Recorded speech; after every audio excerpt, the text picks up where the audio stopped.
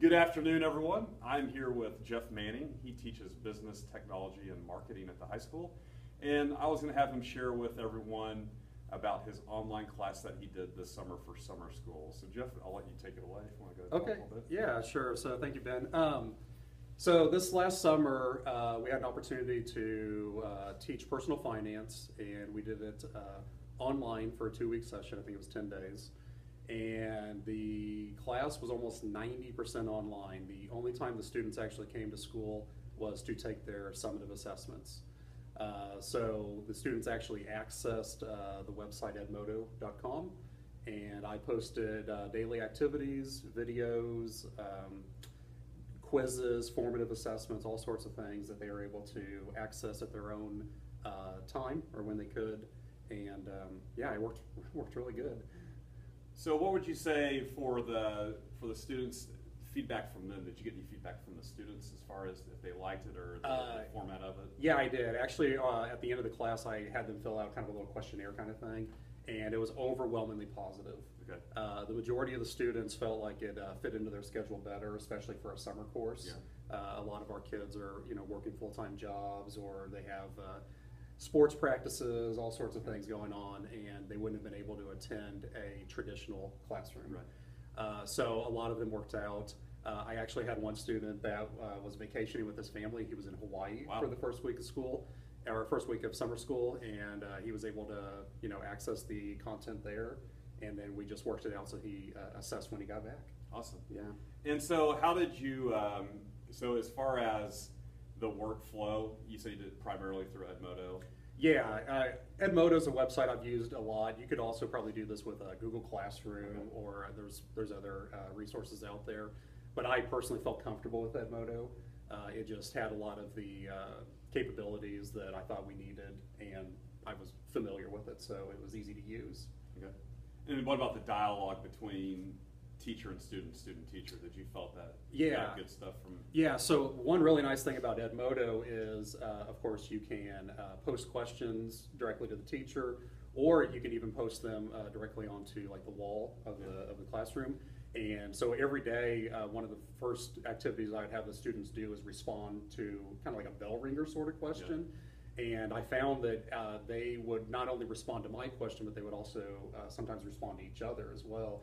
So there was almost like a virtual conversation going on. Another really nice thing about Edmodo is it allows parents to have access to it as well. Yeah. So I had some parents that wanted to be involved with helping their students with the content, so they had their own accounts and were able to kind of keep track of what we were doing. Awesome. And you said for the assessments, you had them come in to take those?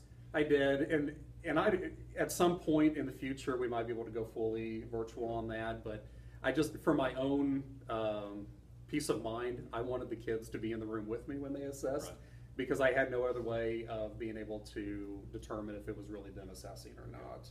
Right. So for this first time, I just felt like that worked better. Okay.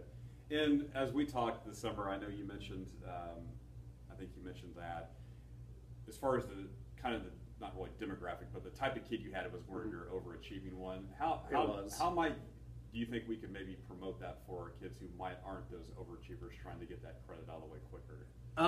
Or what would you say, what would be your sell to them why to do it? So for the students that maybe are struggling or maybe taking it for a second time? Right, or even the ones who might have, are timid about even taking it. Oh, okay. So what would be your pitch to them yourself? Well, the first thing I would do is let them know that they only have to attend class 3 times. Right. So there's a lot of kids that's important to. They want to have a lot of their own free time. Another thing that a lot of the students felt was an advantage of this style of classroom is all of the lessons were in video format. Right. So they were able to watch those lessons as many times as they wanted or needed to. Right. So if they didn't understand a concept right off the bat, or maybe they assessed and struggled and wanted to reassess, that content was there, and they could access it again if they needed. Yeah. Now you said your content, your lessons. Mm-hmm. How long did you? What primarily your range of video length was it? So I would usually keep the videos from about 5 to 10 minutes. Okay. However, because of the very short time frame, we were trying to squeeze a semester's worth of information into 10 days. The students usually had at least 2 to 3 videos to watch. Okay. And they were, most of those I tried to break up into just like the standards, you Okay. know, or the specific content that I would want them to know before they attempted an activity. Okay. And you think that worked well in the shorter videos? I think so. I've had a lot of experience using videos in the classroom, and it seems like with teenagers, if you go much more than 5 or 10 minutes, Right. It was interesting. they're done. Fast, yeah. Yeah. And actually, one nice thing is the program I use this program called Screencast-O-Matic. It's 100% free. Yeah. They actually limit you at 15 minutes. Uh-huh. So that was kind of an indication to me, or for me, that this is This going to be is too long. Right, Yeah. right. So chunk it up a little bit, Yeah. and just like you would in a normal classroom, make sure that you transition into other things to keep their interest. So let's talk about that program we use, because there's a lot of good ones out there. There is, yeah. And is that one that's just an add-on? It is. It's a web browser add-on. Okay. You can download it directly onto the computer. Another one that I've used before is called Jing. It's Jing, okay. Jing.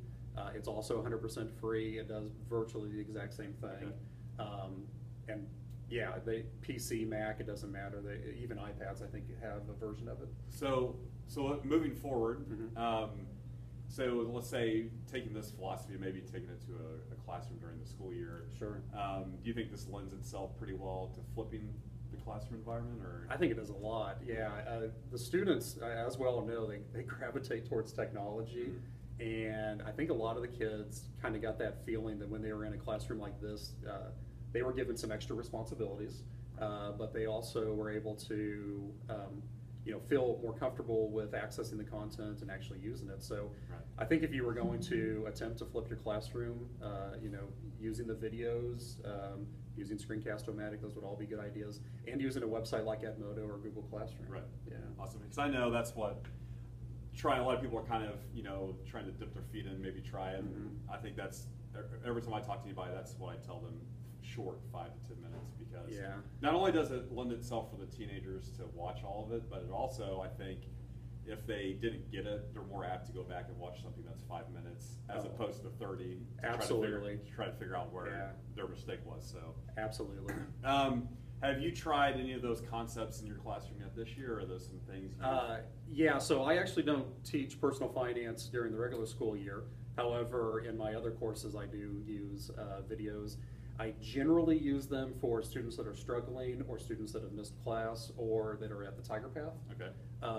However, I've had several kids tell me that they, maybe just didn't understand a concept, and instead of me having to stop and explain it to them individually, I'm able to say, hey, watch this video, or watch this tonight. It's available whenever you Right, are. So right, it on your really time, right. it matches their needs. Right. Yeah. Awesome. Do you have any other words of advice, or maybe let's say moving forward for next summer, things you might do differently, or? Oh gosh, well, I really did feel like this year was a success. There's always things that you would possibly change, just with the amount of content that you give out, or the activities themselves. But I thought the structure worked really well. Yeah. I will say I'm not brand new to this, so if you're just starting, please don't think that you have to dive in straight ahead.